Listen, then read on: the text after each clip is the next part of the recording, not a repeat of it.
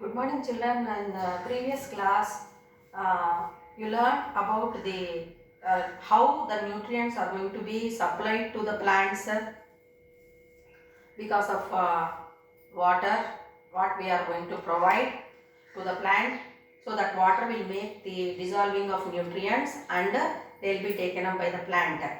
And you estimated also what is the use of water and carbon dioxide, and you learned the experiment also which shows the transpiration process, how it is going to help in the plants. Today we learn about the relationship between water and the crop. Relationship between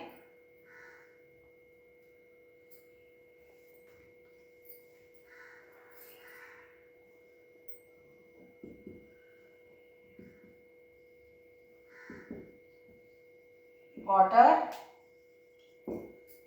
and crop yield, that we are going to discuss now in this class.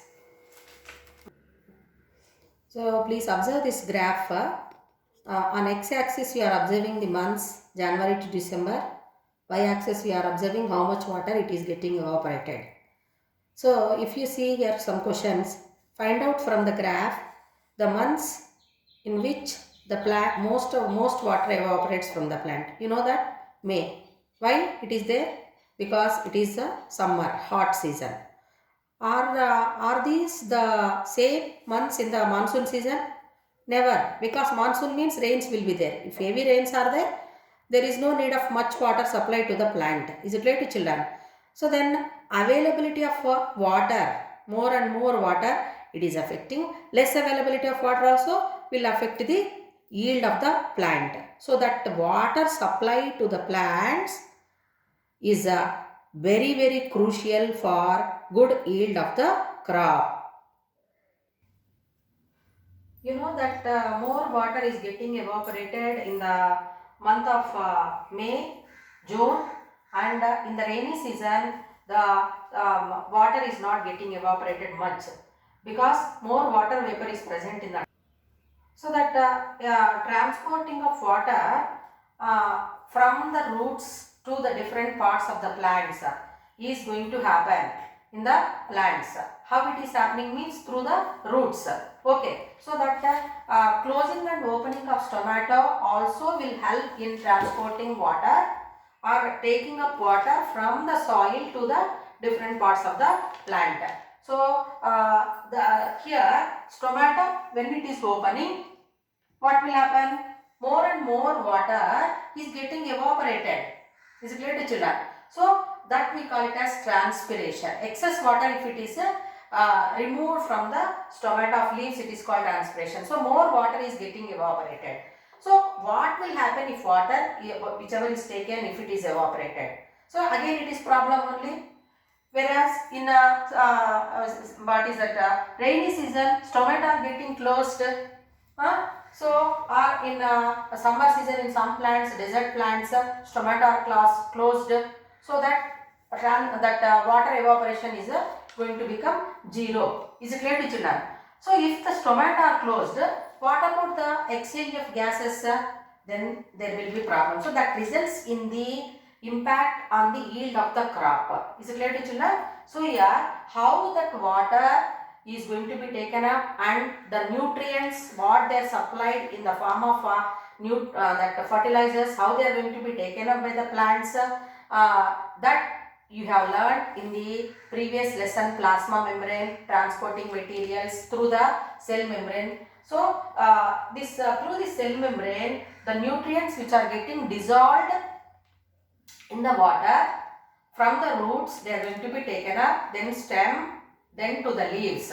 So like that here the water is going to play a crucial role in the increasing yield of the crop. Is it clear to children? If less water availability is there, less yield. If more and more water if it is there, so it is getting evaporated, and that is going to maintain the water level in the plants, and that results in the good yield of the crop. So here very important, this diagram you will be given for exam also. So what is the condition of the stomata? Stomata open, stomata closed, and you will be asked to identify the parts also. Nucleus, cell membrane, these structures are vacuoles, and bean shaped cells, what do we call them? They are called as God cells, and these green color parts we call them as a chloroplasts. Plants cannot able to absorb nutrients directly from the soil, so the nutrients are getting dissolved in water, then only they will be taken up by the plants. Is it clear to children? So that's why water is very important for the yield of the crop. So now have you observed any time in your villages or in your native places that how the farmers are going to supply water and what are the water sources in your village? So there rain is said to be the main basis for all water sources.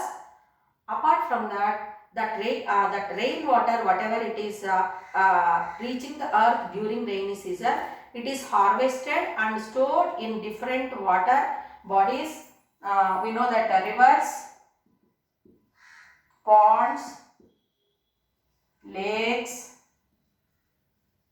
canals, etc. So apart from that, across the rivers we have constructed dams also. We call them as reservoirs, where they are going to help in storing water. Is it clear to children? So rivers, ponds, lakes, canals, even small puddles of water, pools of water are also the sources of water for supplying to the fields. So now how this water supply is done, that is very important. So how many methods are there? So there are ancient.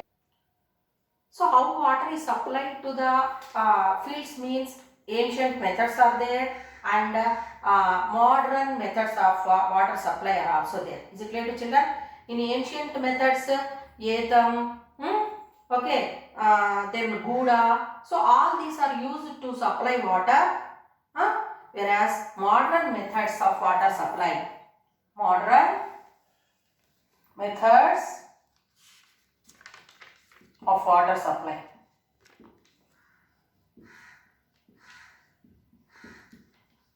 So what are those modern methods of water supply? Sprinklers, drip irrigation,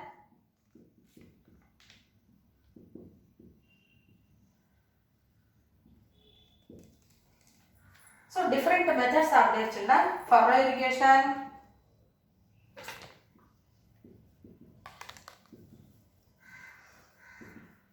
basin irrigation.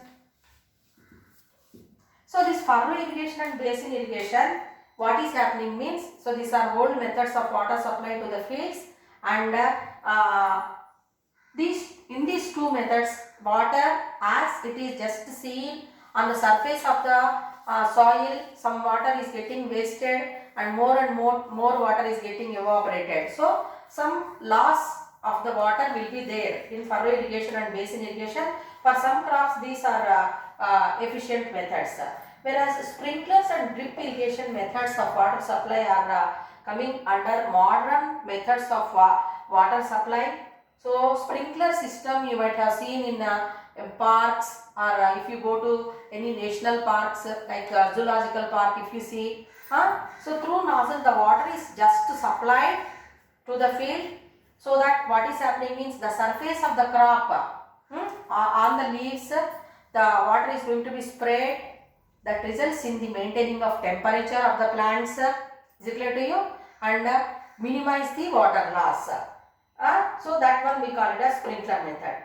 Whereas in drip irrigation, directly to the roots. So drips are there. So small tubes they are going to have, and wherever the plants they are growing and roots are there, directly to the roots, here nozzle like structure will be there. Through that the water is allowed, and drop by drop the water is going to be supplied, and the water is flowing inside the tubes. Totally we can minimize the water loss. Is it clear to children? So the best method in minimizing water loss is a drip irrigation. So once if the farmer is installing that method, Then for few seasons we can use less expenditure, we can have and more and more efficient yield we can get by following the sprinkler methods and drip irrigation method of water supply. So sprinkler method of irrigation you are observing in hill slope regions, like if you see any tea plantation, coffee plantation or other crops, so as they are in slopy regions, sandy, so such areas the water supply is done through sprinklers. So for paddy or any other crops, drip irrigation is the best method of water supply to the crops. Till now you learn about the importance of water in getting the good yield of the crop, children. Tomorrow we will learn about the nutrient supply, how it will be done. What are the differences between natural and artificial manures? That all we will discuss tomorrow. Thank you.